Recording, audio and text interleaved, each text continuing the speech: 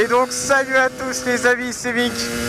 Et aujourd'hui, on va parler, comme prévu, de la démocratisation du motovlogging en France. Wouhou!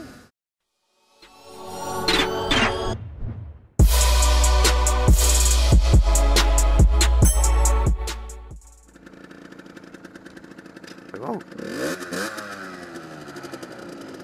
Le beau petit feu rouge du monsieur, hein, c'est cool. Donc le motovlog, c'est quoi? Alors c'est très simple, le motovlogging vient du mot vlog. Le vlog, c'est de parler tout seul et de raconter un petit peu sa vie avec une caméra. Vous pouvez voir ça avec des chaînes comme Wartech, etc. Un truc du style, il me semble, je crois que c'est ça. Le motovlogging vient donc en définition de ça. C'est le fait en fait de parler tout seul sur sa moto et de raconter un petit peu ce qu'on voit. Donc de raconter soit ce qu'on voit ou de raconter soit quelque chose avec un sujet, comme moi je fais. Et donc aujourd'hui, on va parler de la démocratisation du motovlog. Bon, comme vous le savez certainement, les choses nouvelles en France, elles viennent souvent des États-Unis, et elles viennent souvent 2-3 heures en retard. Le motovlog et le vlog, ça a commencé aux États-Unis et ça arrivait en France bien après. Et de là ont commencé à arriver les premiers motovloggeurs, les premières personnes qui ont fait des daily observations, etc. Les premières personnes, en gros, en France, qui se sont servis de leur caméra pour filmer quelque chose sur la route et pour le mettre ensuite sur YouTube. Et non pas pour filmer quelque chose qui a un intérêt personnel.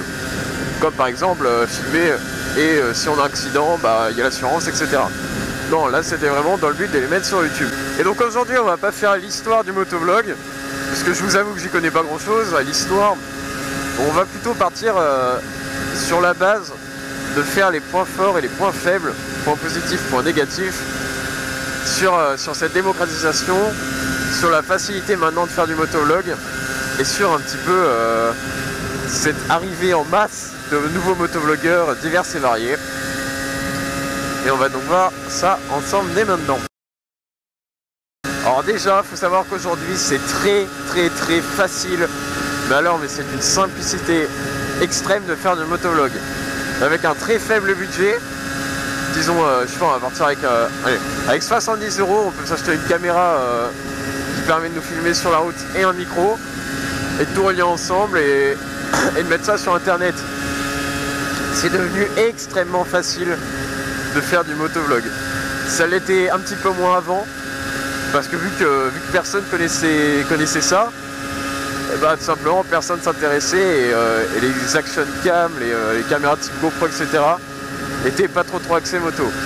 Maintenant, avec un très faible budget, on peut largement faire du motovlog. Et ça, c'est un point positif qui est totalement, mais vraiment excellent. Pourquoi? Parce que ça permet aux jeunes motovlogueurs, ou même à tout le monde, de pouvoir se lancer sans avoir un matériel de professionnel, sans avoir vraiment de la très bonne caméra.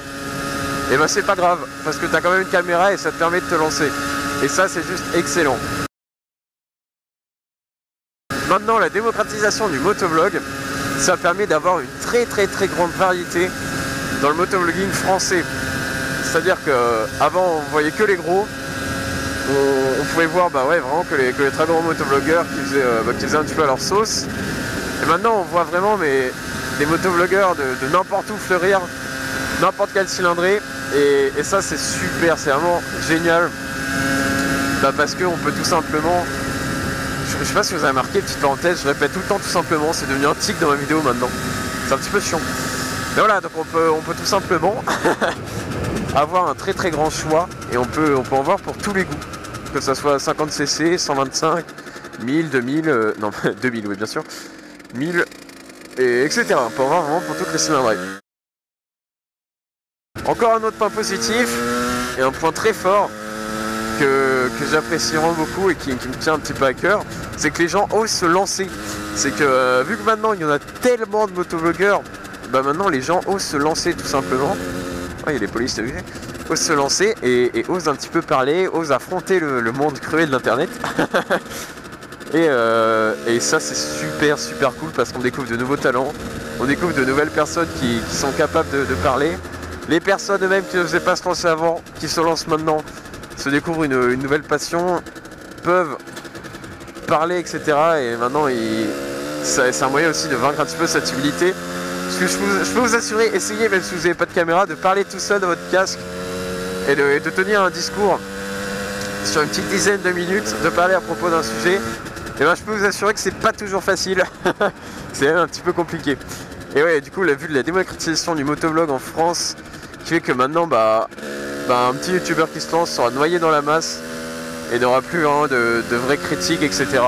C'est juste génial, ça permet à tout le monde de se lancer, quel que soit le niveau, la cylindrée, etc. Que tu sois timide ou pas, lance-toi et ça ira. Un autre point positif qui me tient encore un petit peu à cœur, c'est que ça permet de responsabiliser les gens. Du fait qu'il y ait énormément de youtubeurs et de motovlogueurs qui roulent équipés en 50 ou en 125 regroupés, etc., ça permet vraiment de responsabiliser les gens et de montrer un petit peu l'attitude à avoir. Quand tu commences à avoir une communauté, quand tu commences à avoir vraiment pas mal de monde qui te suivent et un petit peu d'influence, tu peux pas rouler n'importe comment, tu peux pas te permettre n'importe quoi, rien que pour ton image personnelle, mais aussi pour l'image que tu donnes aux autres. Et ça c'est juste nickel, parce que ça permet déjà aux motovlogueurs de faire attention quand ils roulent, etc. Et en plus ça donne le bon exemple aux nouveaux motovlogueurs. Je tente un petit sur les mains. Aux nouveaux motovlogueurs et à ton public aussi. Et ça c'est un très très gros point positif. Surtout moi qui est en 50 et j'essaye vraiment d'inculquer aux gens un petit peu qu'il faut s'équiper et qu'il faut pas faire n'importe quoi. Du coup je trouve que c'est quand même un très très beau point positif. On va passer au point négatif maintenant. Ça va être autre chose. Alors comme je vous ai dit tout à l'heure, vu la facilité du motovlog maintenant, ça permet à n'importe qui de se lancer, à n'importe qui de faire des vidéos très simplement à petit budget. Le problème, si tout le monde se met à faire des vidéos, c'est qu'on est tout simplement... Oh, j'arrête avec tout simplement. C'est qu'on est tout simplement noyé dans la masse. Et ça, c'est à la fois un point positif, à la fois un point très négatif. C'est très dur. Et je peux vous le dire, c'est très très dur de se faire une communauté solide quand on est noyé dans la masse et qu'on commence le motovlog. Étant donné que maintenant tous les gros motovlogueurs ont des caméras super performantes, ont des très bons micros, sont entraînés à bien monter, à faire des montages super dynamiques, etc. Et quand tu commences et que tu fais tes premières vidéos et que c'est pas forcément top, t'as beaucoup de mal à te démarquer des autres. Je suis en train de tourner en rond. Je sais même pas où je suis en train de tourner en rond, je vais sortir de là. T'as beaucoup de mal à te démarquer des autres et ça c'est quelque chose qui est quand même très difficile. Je sais que moi personnellement j'ai fait le choix de faire du motovlog basique, faire du motovlog sans trop de coupes et sans... Enfin vraiment que ça soit super réel, etc. et d'être moi-même. Et c'est très dur pour se démarquer parce que je suis pas seul à faire ça. et donc voilà, avoir une communauté avec la démocratisation du motovlog, aujourd'hui c'est galère. Un autre point négatif, c'est que j'ai très peur, et j'ai vraiment très peur, qu'avec tout ce flot de nouveaux arrivants chaque jour et de nouveaux motovlogueurs, que le motovlog devienne un effet de mode, on va dire, et que les gens se lassent très vite de regarder ça. Enfin, au bout d'un moment, c'est lassant, on va pas se cacher, de regarder un mec parler, et c'est ça qui me fait un petit peu flipper. C'est que j'ai peur qu'avec ce nouveau flot d'arrivants, ça devienne très dur de se démarquer. Putain mais c'est grave, je parle et je sais même pas où je vais là. Où est-ce que j'atterris? Bon, on va finir ce motovlog dans les champs, d'accord? Non, plus sérieusement, je sais vraiment pas où je suis, genre je suis jamais passé par là. Oh là là, c'est quoi ça? Ça atterrit où? Bon, on va continuer par là. Oh putain de merde! Je vais faire demi-tour, parce que là je sens que je vais me casser la gueule. Le boulet! On va faire la bonne vieille technique du reculé. Hop là, si vous suivez mes vidéos, vous connaissez cette technique incroyable.